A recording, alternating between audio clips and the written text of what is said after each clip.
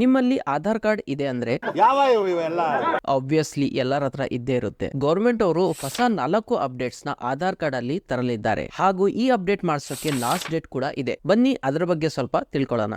ವಿಡಿಯೋನ ಸೇವ್ ಮಾಡ್ಕೊಳ್ಳಿ, ಮಿಸ್ ಆದ್ರೂ ಮುಂದೆ ಹೆಲ್ಪ್ ಆಗುತ್ತೆ. ಇನ್ಮೇಲೆ ಮಹಿಳೆಯರ ಆಧಾರ್ ಕಾರ್ಡ್ ಮೇಲೆ ಡಾಟರ್ ಆಫ್ ಅಥವಾ ವೈಫ್ ಆಫ್ ಬದಲು ಕೇರ್ ಆಫ್ ಅಂತ ಅಪ್ಡೇಟ್ ಬರಲಿದೆ. ಸೊ ಕೇರ್ ಆಫ್ ಆದ್ಮೇಲೆ ಮದ್ವೆ ಆಗಿಲ್ಲ ಅಂದ್ರೆ ತಂದೆಯ ಹೆಸರು, ಮದ್ವೆ ಆಗಿದ್ರೆ ಪತಿಯ ಹೆಸರು ಬರುತ್ತೆ. ಇನ್ ಕೇಸ್ ನಿಮ್ಮ ಫಿಂಗರ್ ಪ್ರಿಂಟ್ ಬಯೋಮೆಟ್ರಿಕ್ ಅಲ್ಲಿ ಡಿಟೆಕ್ಟ್ ಆಗಿಲ್ಲ ಅಂದ್ರೆ ಅಥವಾ ಯಾವುದೇ ಆಕ್ಸಿಡೆಂಟ್ ಅಲ್ಲಿ ನಿಮ್ಮ ಕೈಗಳನ್ನ ಕಳ್ಕೊಂಡಿದ್ದೀರಾ, ಹಾಗಾದ್ರೆ ನಿಮ್ಮ ಕಣ್ ಸ್ಕ್ಯಾನ್ ಮಾಡೋದ್ರಿಂದನೂ ಈಗ ಆಧಾರ್ ಕಾರ್ಡ್ ಮಾಡಿಕೊಡಲಾಗುತ್ತೆ. ಜಸ್ಟ್ ಇನ್ ಕೇಸ್ ಕಣ್ಣು ಹಾಗೂ ಕೈಗಳು ಇಲ್ಲ ಅಂದ್ರೆ ಆ ವ್ಯಕ್ತಿಯ ಇಂಪಾರ್ಟೆಂಟ್ ಇನ್ಫಾರ್ಮೇಶನ್ ನ ತಗೊಂಡು ಗೌರ್ಮೆಂಟ್ ಇಂದ ಆಧಾರ್ ಕಾರ್ಡ್ ಮಾಡ್ಕೊಡ್ತಾರೆ. ಇನ್ಮೇಲೆ ಪದೇ ಪದೇ ಆಧಾರ್ ಇನ್ಫಾರ್ಮೇಶನ್ ನ ಅಪ್ಡೇಟ್ ಮಾಡುವ ಹಾಗಿಲ್ಲ. ಮಹಿಳೆಯರು ಮದುವೆ ಆದ್ಮೇಲೆ ಹೆಸರು ಚೇಂಜಸ್ ಮಾಡೋದಾಗ್ಲಿ ಅಥವಾ ಯಾರಾದ್ರೂ ನಾರ್ಮಲ್ ಆಗಿ ಹೆಸರು ಚೇಂಜಸ್ ಮಾಡೋದಾಗ್ಲಿ ಅದನ್ನ ಬರೀ 2 ಬಾರಿ ಮಾತ್ರ ಮಾಡಕ್ಕೆ ಚಾನ್ಸ್ ಇರುತ್ತೆ. ಅದೇ ಜೆಂಡರ್ ಹಾಗೂ ಡೇಟ್ ಆಫ್ ಬರ್ತ್ ನ 1 ಬಾರಿ ಮಾತ್ರ ಚೇಂಜ್ ಮಾಡಿಸಬಹುದು. ನಿಮ್ಮ ಅಡ್ರೆಸ್, ಮೊಬೈಲ್ ನಂಬರ್, ಫೋಟೋ ಅಥವಾ ಇಮೇಲ್ ಐಡಿ ನ ಚೇಂಜ್ ಮಾಡ್ಸಕ್ಕೆ ಯಾವುದೇ ಲಿಮಿಟ್ ಇಲ್ಲ. ನೀವು ನಿಮ್ಮ ಆಧಾರ್ ಕಾರ್ಡ್ ಮಾಡಿಸಿ 10 ವರ್ಷದ ಮೇಲಾಗಿದೆ, ಹಾಗಾದ್ರೆ ಮಾರ್ಚ್ 14ರ ಒಳಗೆ ನಿಮ್ಮ ಆಧಾರ್ ಕಾರ್ಡ್ ನ ಅಪ್ಡೇಟ್ ಮಾಡಿಸ್ಕೊಳ್ಳಿ.